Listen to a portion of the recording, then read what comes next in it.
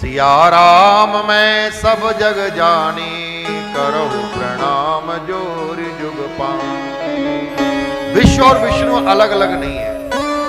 विष्णुम विष्णु वषटकारो भूत भव्य भवत प्रभु।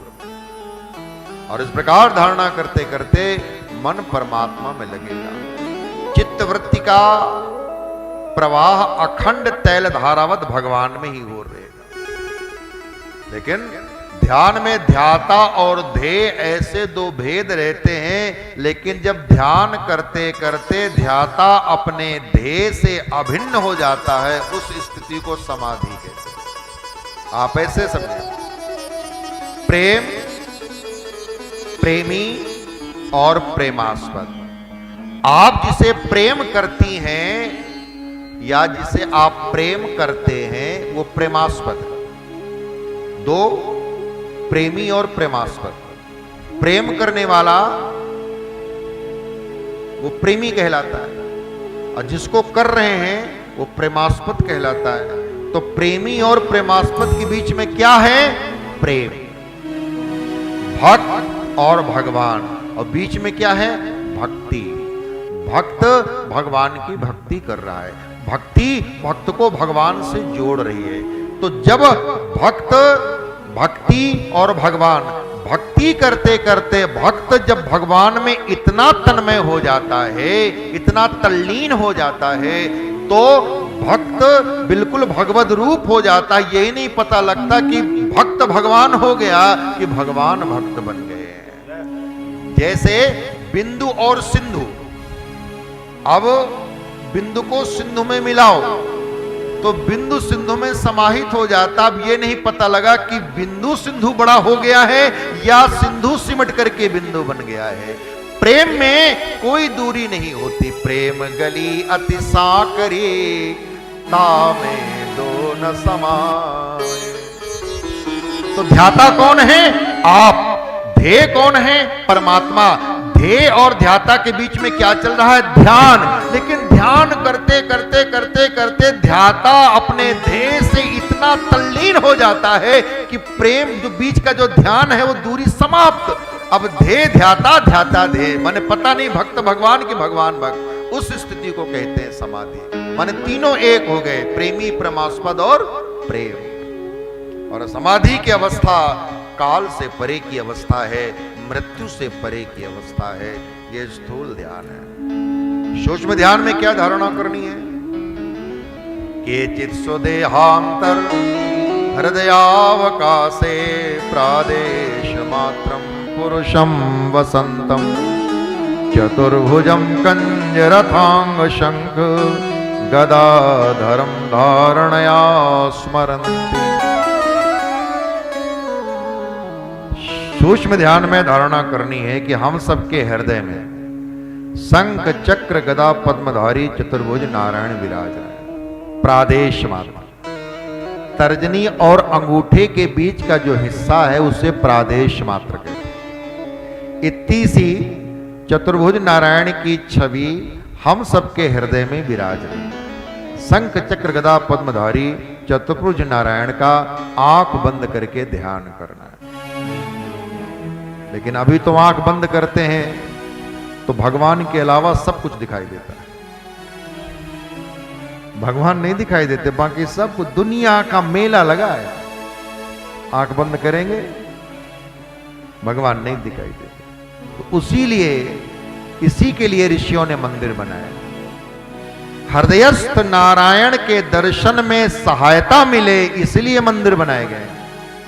जाओ लक्ष्मी नारायण के मंदिर में, जहां ठाकुर जी विराजे हैं, और जाओ तो जाते ही नेत्र बंद मत कर दो।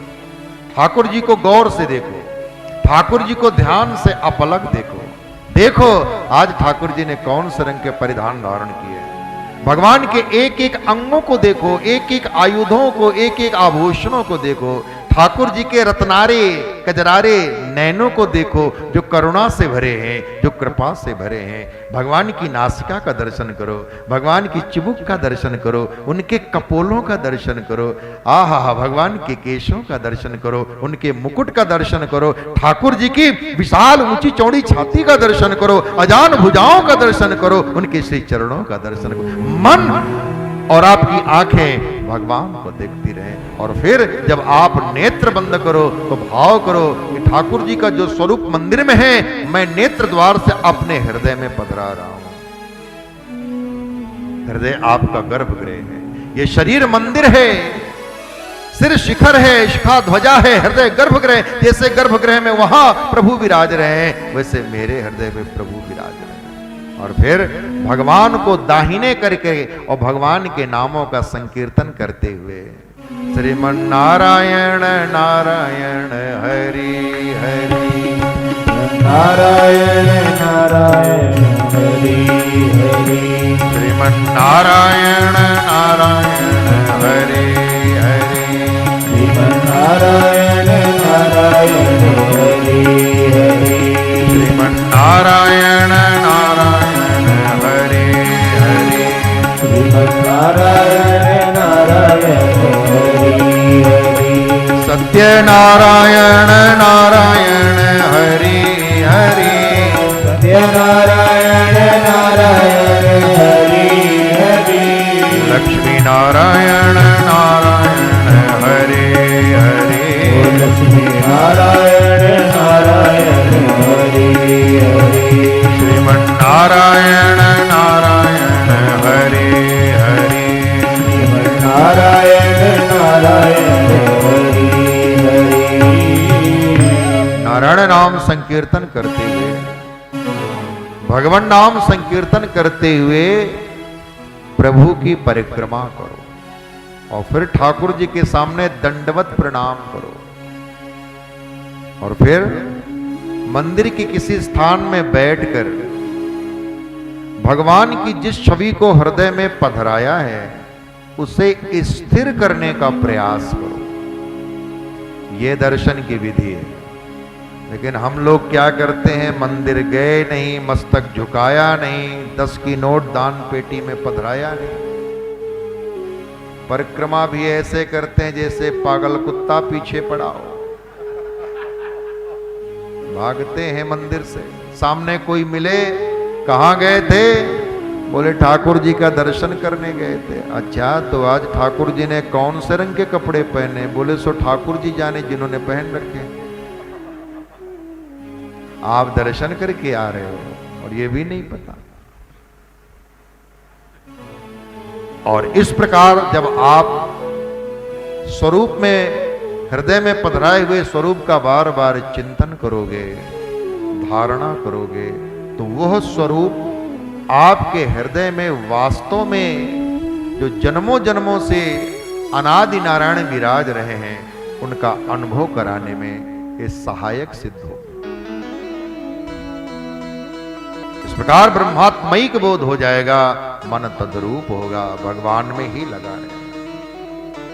और ऐसे योगी पुरुष का जब अंत समय नजदीक आता है तो पक्की एड़ी से मूल स्थान को दबाकर प्राणों को अनाहत आदि षड चक्रों में घुमाकर ले आता है ब्रह्मरंध्र में, और ब्रह्मरंध्र से प्राण गए उसकी मुक्ति हो जाती है। ये हमारे आपके शरीर में ही है।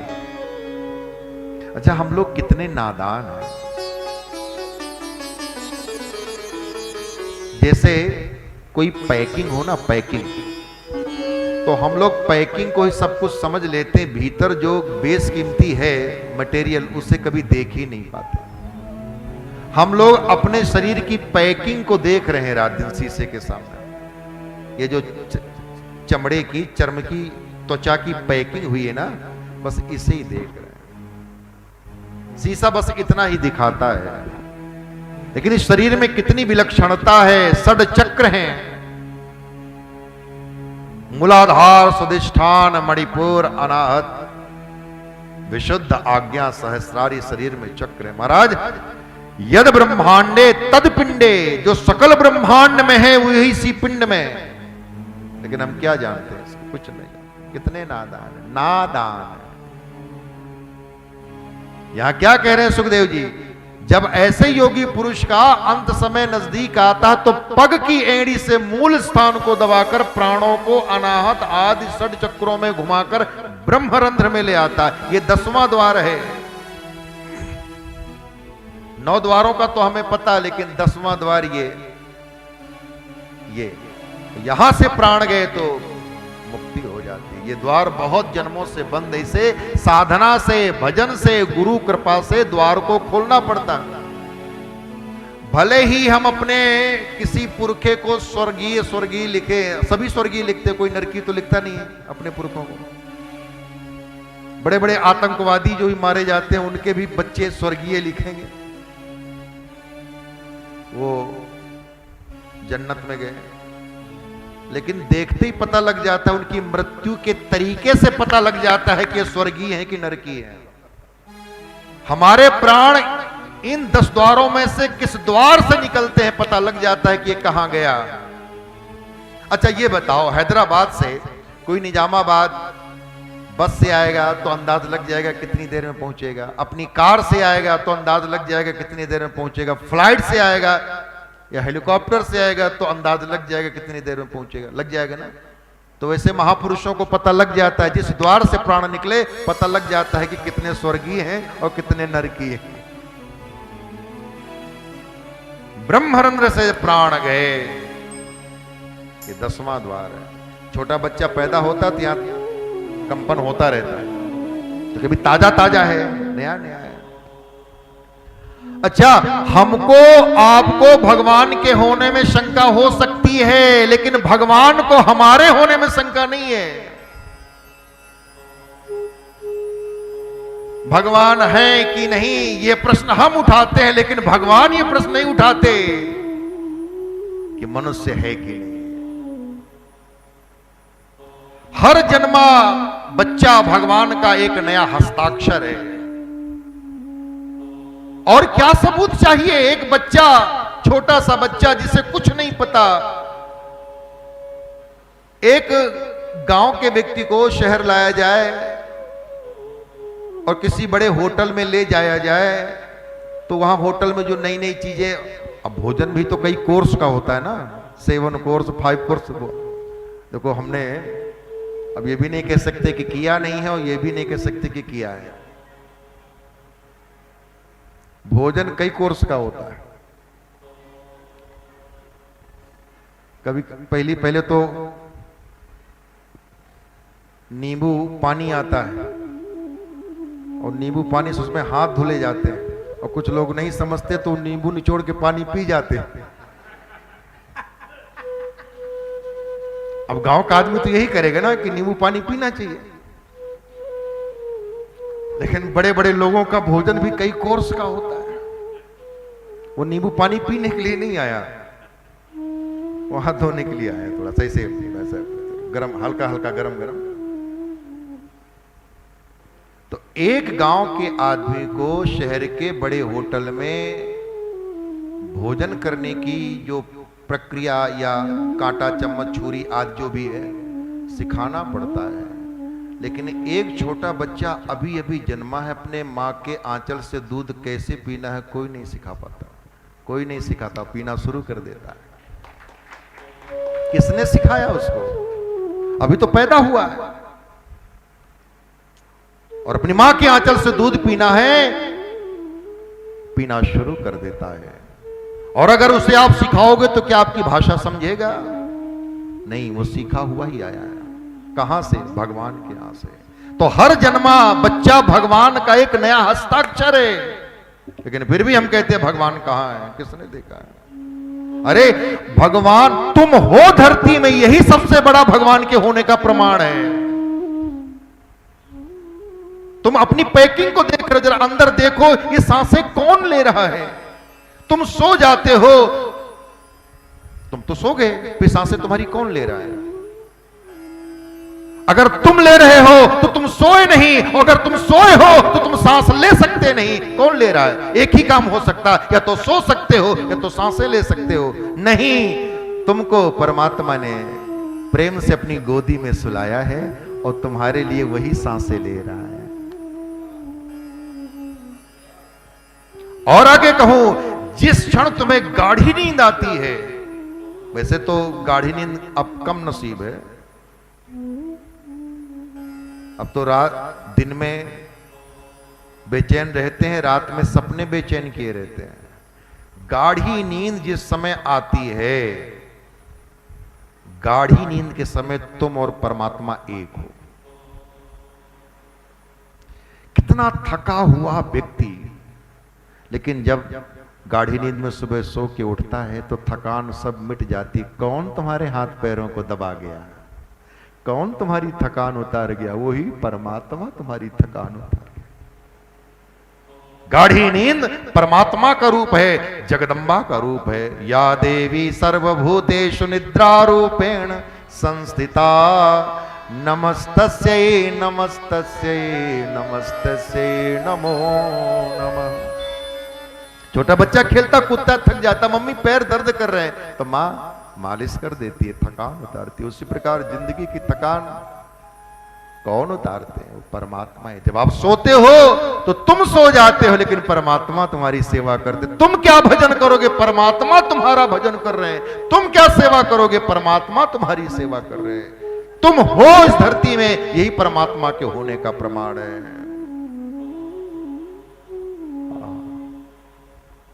बोलिए भक्त वत्सल भगवान की, आनंद कंद भगवान की। तो हम अपने बाहर की पैकिंग को जानते हैं, ये ब्रह्मरंध्र है, और यह द्वार से जब प्राण निकलते हैं तो सीधे मुक्ति होती। मुक्ति भी दो तरह की है, एक क्रम मुक्ति और एक सद्यो मुक्ति। क्रम मुक्ति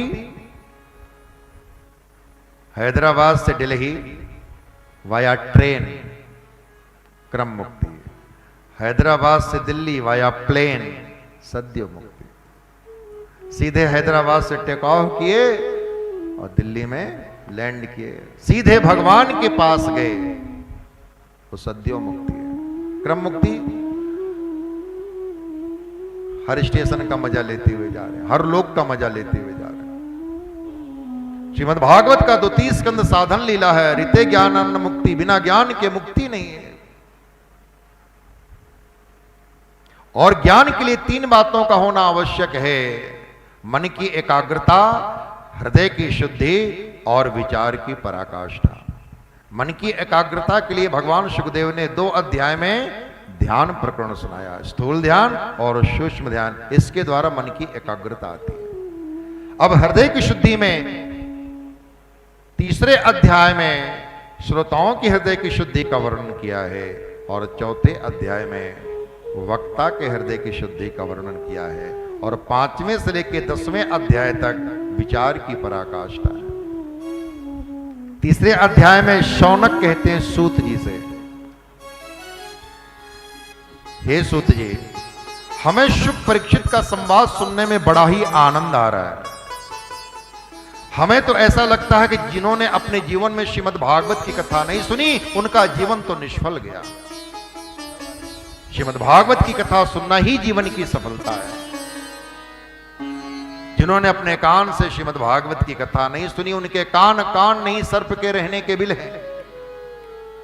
जिन्होंने अपनी जिह्वा से भगवान के पावन नामों का गान नहीं किया, उनके कान कान नहीं है, सर्प के रहने के बिल है। और जिस जीवा से भगवान के गुणों का कीर्तन नहीं हुआ, वो जीवा मेढक की जीवा है। जो चरण चल करके तीर्थ में नहीं गए, वो चरण चरण नहीं किसी वृक्ष के तने हैं। जिन हाथों से भगवान की सेवा नहीं हुई, वो हाथ किसी मुर्दे के हाथ हैं। और जो सिर गुरु हरि और भगवान शंकर के चरणों में नहीं झुका, वो सिर तो कड़वे तुमड़े के समान है।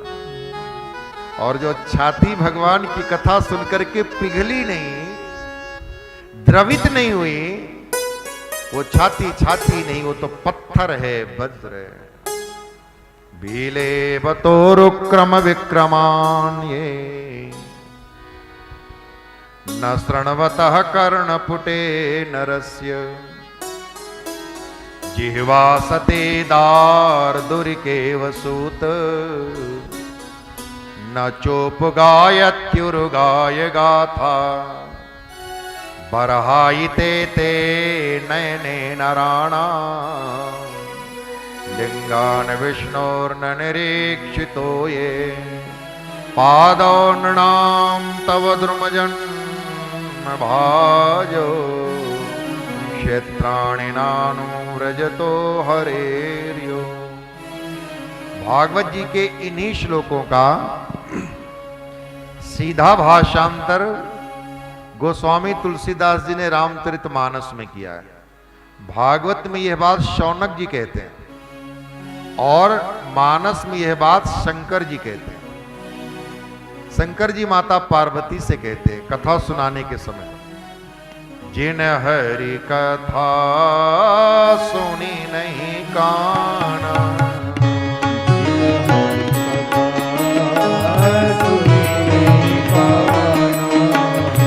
जिन हरि कथा सुनी नहीं काना, जिन हरि कथा सुनी नहीं काना, श्रवण रंध्र अहि भवन समाना, श्रवण रंध्र अहि भवन समाना, जिन हरि कथा सुनी नहीं काना, जिन हरि कथा सुनी नहीं काना, नैन ही संत दर्शन देखा, नैन तरस नहीं देखा, लोचन मोर पंख कर लेखा, लोचन मोर पंख कर देखा, जो न करे राम गुण गाना, जो ना करे राम गुण गाना, जी है सदा दूर जी है समाना, हे सदा जी है समाना, जी है सदा दूर जी है समाना, जी है सदा जी है समाना, जिन हरि कथा सुनी नहीं काना, जिन हरि कथा सुनी नहीं काना, जिन्होंने अपने कान से भगवान की कथा नहीं सुनी उनके कान कान नहीं सांप के रहने के बिल हैं। सांप बिल बनाता नहीं लेकिन रहता बिल में। अच्छा, बिल कौन बनाता है सांप के लिए? चूहा। चूहा बिल बनाता है। सांप महाशय रेंगते हुए आते हैं, बिल में प्रवेश करते हैं, चूहा मिले तो प्रेम से नाश्ता करते हैं और जब तक रहना हुआ रहते हैं, चले जाते हैं। तो अगर हमने इन कानों में भगवान की कथा नहीं सुनी तो कोई खाली जगह तो रहती नहीं, कोई ना कोई तो आके रहेगा। तो सांप रहेंगे। अच्छा, सांप कौन से? काम को, क्रोध को, लोभ को सांप कहा गया। काम भुजंग डसत जब जाही, विषय नीम कटु लागत नाही। काम भुजंग डसत जब जाही, विषय नीम कटु लागत। तो काम भुजंग है यानी सांप है। काम, क्रोध, लोभ के सांप यहाँ रहे। तो हम बताओ, हम अपने कान को काम, क्रोध, लोभ के रहने का स्थान देंगे या भगवान की कथा सुनने का? या हम पर निर्भर है। लोग कहते हैं भगवान नहीं दिखाई देते। चलो अच्छा, भगवान नहीं दिखाई देते, संत तो दिखाई देते हैं। संतों का दर्शन करो।